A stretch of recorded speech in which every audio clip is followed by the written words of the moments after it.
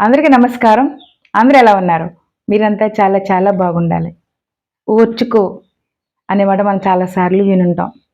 ఓర్చుకో అంటే కాస్త పేషెన్సీ కలిగుండు, తట్టుకో అని అర్థం. ఎందుకంటే ఎంత గొప్పవారైనా, ఎంత విద్యావంతులైనా, ఎ ఎవరైనా సరే మానవుడిగా పుట్టినటువంటి ప్రతి వ్యక్తికి కూడా కొన్ని కష్టాలొస్తా ఉంటాయి. కష్టం అంటే ఏంటో తెలుసా? మన మనసుకి, మన ఆలోచనలకి ఇష్టం లేని పని మన జీవితానికి కష్టం అనిపిస్తది. ఎందుకంటే మన సబ్‌కాన్షియస్ మైండ్‌లో కొన్ని ఆలోచనలు మన స్టోర్ అయిపోతా ఉంటాయి. అవి వ్యతిరేకంగా ఉన్నట్లయితే అంటే అనుకూలత లేని సమయంలో మనకది కష్టంగా అనిపిస్తది. అదైనా మరలా ఇంకో విషయం ఏంటంటే కష్టాలొచ్చినప్పుడు ఓర్చుకో అంటారు. అంటే ఓర్చుకో అంటే కొంచెం ఓపిక పట్టు అని అర్థం.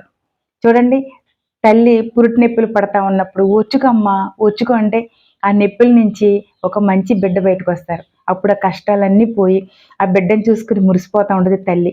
అలాగే మన జీవితంలో ప్రతి కష్టాల వెనక ఒక మంచి అద్భుతమైన గొప్ప రిజల్ట్ ఉంటది.